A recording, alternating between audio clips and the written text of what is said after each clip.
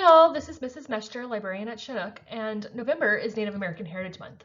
So I'm going to use this opportunity to tell you about some great books written by Native American authors featuring Native American stories. And you can check these out from our school library, so make sure to put them on hold if anything is interesting to you.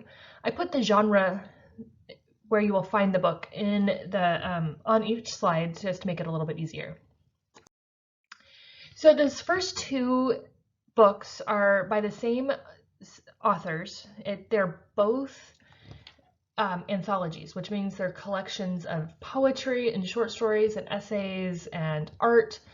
And they come to us actually from Canada, but Native American experience transcends Canadian and American in the United States boundaries. First one is called Dreaming in Indian, and the second one is called #NotYourPrincess. And these are both nonfiction, or we haven't collected in the nonfiction, but there is a variety of different stories. Some of the stories might be a little intense, but as they're dealing with real life issues of being a Native American in contemporary society. The second two I have put together. One is in the sports section, the other one is nonfiction, both of whom are about an All-American athlete who's Native American and was both an all-star football player named Jim Thorpe. So the sports story, the one that we have in our sports section, Jim Thorpe, Original All-American, is actually written by a Native American author, Joseph Bruchac.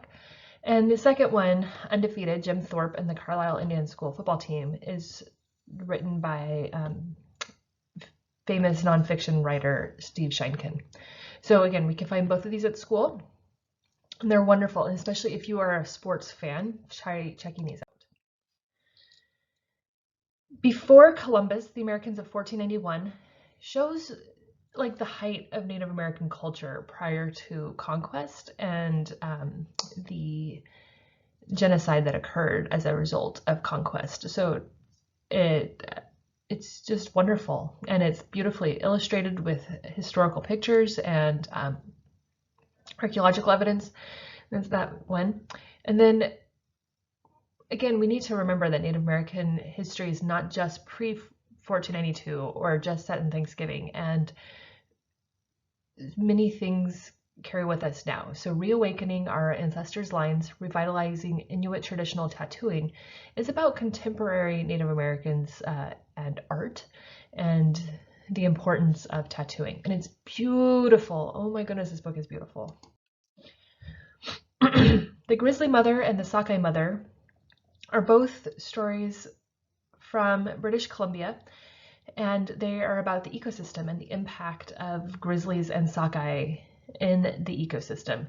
They are nonfiction, and they're these beautifully illustrated and told stories, traditional stories, teaching contemporary and important ecological truths about the ecosystem.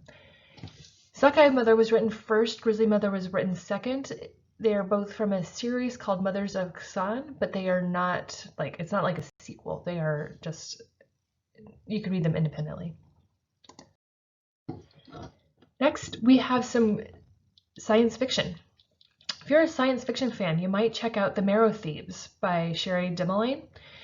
And this one set in a dystopian future, and Native Americans are hunted for their bone marrow as a way of saving society.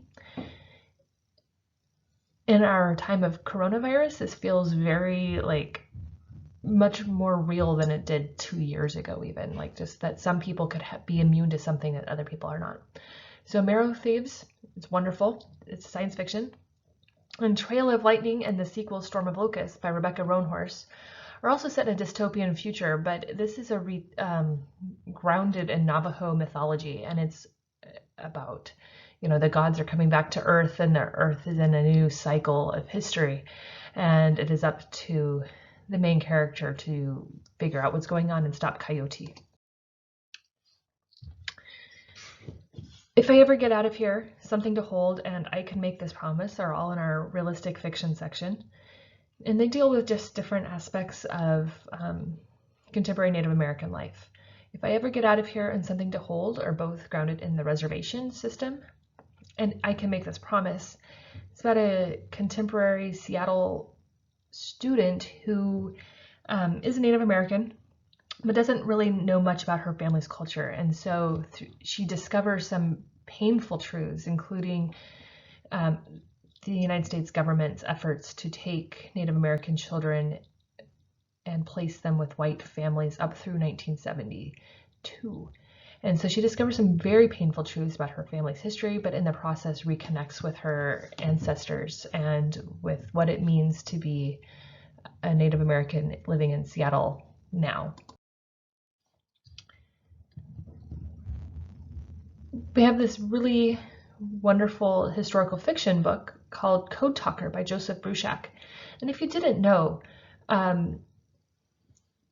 Navajo speakers were used to speak in code during World War II, and it was unbreakable. And so this is a historical fiction grounded in those events. And similar, also by Joseph Bruchac, we have a horror story called Bear Walker. So if you like those sorts of stories, please check these out. If you like graphic novels, This Place, 150 Years Retold is an anthology is a graphic novel anthology about Native Americans in North America. And Super Indian by Aragon Starr is set on the reservation, but there's the main character, Super Indian, is fighting for justice. All of these books are available and you can check them out. If you're interested in any, make sure to put a book on hold and I will check them out to you. So I'll see you later. Thank you.